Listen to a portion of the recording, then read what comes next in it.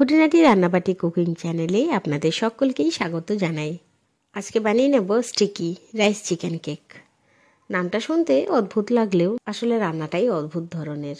নতুন কিছু করতে গেলে নতুন কিছু তো একটু উপলব্ধি লাগবেই।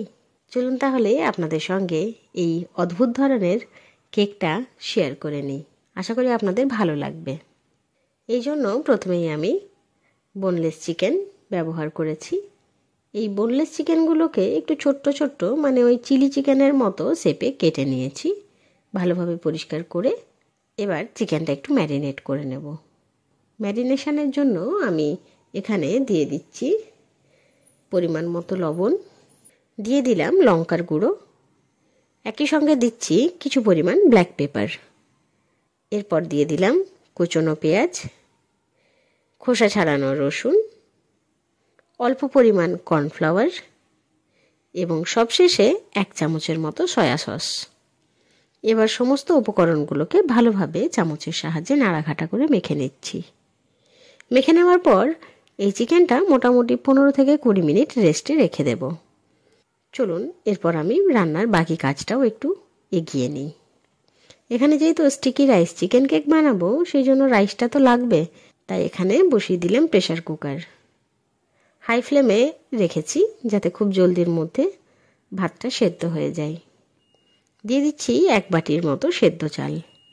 এখানে আমি সেদ্ধ চাল বলতে সেই ধরনের চাল নিয়েছি যেটা খুব জলদির মধ্যে সেদ্ধ হয়ে যায়। এরপর দিয়ে দিলাম পরিমাণ মতো জল। জলের পরিমাণটা একটু বেশিই রাখলাম। এরপর একটু গন্ধর জন্য দিয়ে দিচ্ছি গোবিন্দভোগ চাল। গোবিন্দভোগ চাল কিন্তু সেদ্ধ করলেও একটু স্টিকি ব্যাপারটা আসে এবং এর স্মেলটা কিন্তু দারুণ। তাই আর কি দুটোর কম্বো একটা দারুণ ফ্লেভার দেবে রান্নাতে। মনে হলো জলের পরিমাণটা হয়তো একটু কম আছে, তাই এখানে আবারও একটু জল দিয়ে নাড়াঘাটা করে নিলাম। এবার অ্যাড করে নিচ্ছি প্রায় 1 চামচের মতো সয়া সস, কুচনো পেঁয়াজ, কুচনো রসুন এবং স্বাদ মতো লবণ। এরপর নাড়াঘাটা করে নিচ্ছি। এরপর কুকারের ঢাকা বন্ধ করে মিডিয়াম ফ্লেমে প্রায় 10 থেকে 15 মিনিট একটু ভাতটা সেদ্ধ করে নেব। যতক্ষণে ভাতটা সেদ্ধ হচ্ছে চলুন ততক্ষণে চিকেনটা তৈরি করে নিই। এই জন্য প্রথমেই আমি কড়াই বসিয়ে দিয়েছি। কড়াই গরম হয়ে গেছে, তাতে দিয়ে দিলাম পরিমাণ মতো সর্ষের তেল। এরপর দিয়ে দিচ্ছি কুচনো পেঁয়াজ এবং কুচনো রসুন। এবার হালকা হাতে নাড়াচাড়া করে কুচনো পেঁয়াজ এবং রসুন একটু ভেজে নিচ্ছি। এরপর এক এক করে অ্যাড করব বাড়িতে থাকা অ্যাভেলেবেল সবজি। এখানে দিয়ে দিচ্ছি আমি কেটে রাখা আলু, সাথে দিলাম টমেটো, দিয়ে দিচ্ছি কেটে রাখা ক্যাপসিকাম এবং বিনস। এবার সমস্ত সবজিগুলোকে ভালোভাবে একটু নাড়াচাড়া করে হালকা হালকা ভেজে নেব। প্রায় 2 মিনিটের মতো মিডিয়াম ফ্লেমে গ্যাস রেখে আমি বারবার নাড়াচাড়া করে সমগ্র সবজিটা একটুখানি ভাজা ভাজা করে নিলাম।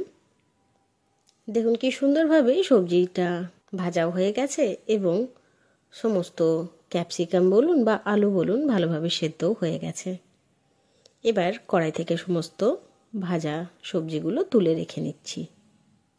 ওই একই কড়াইয়ে দিয়ে দিলাম আবারও অল্প পরিমাণ সর্ষের তেল। কড়াই যেহেতু গরমই আছে তাই তেলটাও কিন্তু খুব জলদি গরম হয়ে গেল। এবার তাতে দিয়ে দিলাম ম্যারিনেট করে রাখা চিকেন। এবার গ্যাস কিন্তু মিডিয়াম রেখে নাড়াচাড়া করে চিকেনটা অল্প ড্রাই রোস্ট করে নিচ্ছি। দেখুন চিকেন কিন্তু খুব সুন্দরভাবে ভাজা হয়ে গেছে, তাই এবার চিকেনটাও নামিয়ে নিচ্ছি। এতক্ষণ পর্যন্ত খুব সহজভাবেই কিন্তু রান্নাটা এগিয়ে নিয়ে গেলাম। এবার একটু কঠিন ভাব আসছে রান্নাতে, তবে ভয় পাওয়ার কিছু নেই। এখানেও কিছু ইজি ট্রিক্স ফলো করে খুব জলদি বাকি কাজটা করে নেব। এখানে আমার লাগবে অল্প পরিমাণ কলা পাতা। এখানে কলা পাতাটা আমি গোল আকৃতিতে কেটে নিয়েছি। যেহেতু এখানে একটা টিফিন কৌটো লাগবে, তাই ওই টিফিন কৌটোর শেপে আমি কলা পাতাটা গোল আকৃতিতে কেটে নিলাম। এই রকম প্রায় 2টো কলা পাতা গোল শেপে আমার লাগবে। একই রকমভাবে 2টো কলা পাতা কিন্তু কাটা হয়ে গেছে। প্রায় 15 মিনিট পর প্রেসার কুকার থেকে সমস্ত ভাতটা বা স্টিকি রাইসটা আমি কিন্তু আজার করে নিয়েছি একটা কাচের বোলে। যদিও এটা ভিডিওতে দেখানো হলো না, আসলে সেই সময়ে আর ক্যামেরাটা অন করা হয়নি। এই জন্য দুঃখিত। দেখুন কি সুন্দরভাবে স্টিকি রাইসটাও কিন্তু তৈরি হয়ে গেছে। এরপর চলুন বাকি রান্নাটাও করে নিই। টিফিন কৌটোর মধ্যে প্রথমেই আমি একটা তলাতে কলা পাতা বসিয়ে দিলাম। এরপর একটা স্টিকি রাইসের লেয়ার তৈরি করে নিচ্ছি।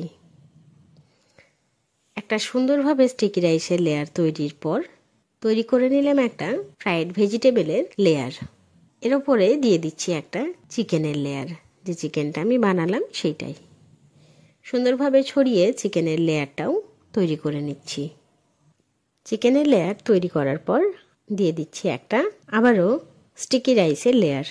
এই স্টিকি রাইসের লেয়ার দিলে সম্পূর্ণভাবে আপাতত কাজ শেষ।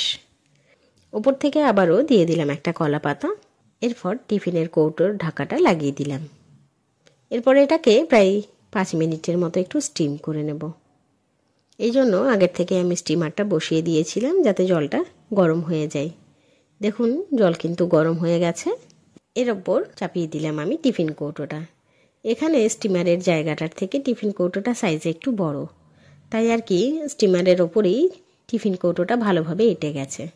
এই ভেপারেই কিন্তু বাকি কাজটা হয়ে যাবে। প্রায় 5 থেকে 7 মিনিটের মতো স্টিম করে নিলেই আজকের রান্না কিন্তু তৈরি। 7 মিনিট হয়ে গেছে। এরপর স্টিমার থেকে আমি কিন্তু টিফিন কৌটোটা নামিয়ে নিচ্ছি। খুব সাবধানতার সঙ্গে টিফিন কৌটোর ঢাকা খুলে আপনাদের দেখাবো যে কি সুন্দরভাবে স্টিকি রাইস চিকেন কেকটা আপাতত তৈরি।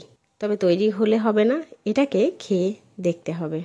তাই অতি অবশ্যই আপনি আপনার বাড়িতে বাচ্চাদের জন্য অথবা বন্ধু বান্ধবের জন্য বানিয়ে নিতেই পারেন এই স্টিম রাইস চিকেন কেক, এই স্টিকি রাইস চিকেন কেক। এইরকম সুন্দর সুন্দর রান্নার ভিডিওস দেখার জন্য অতি অবশ্যই আমাদের চ্যানেল খুঁটিনাটি রান্নাবাটিকে সাবস্ক্রাইব করতে ভুলবেন না। অবশ্যই লাইক, শেয়ার এবং কমেন্ট করে জানাবেন আমাদের দেওয়া সমস্ত ভিডিওস আপনার কেমন লাগছে। ধন্যবাদ।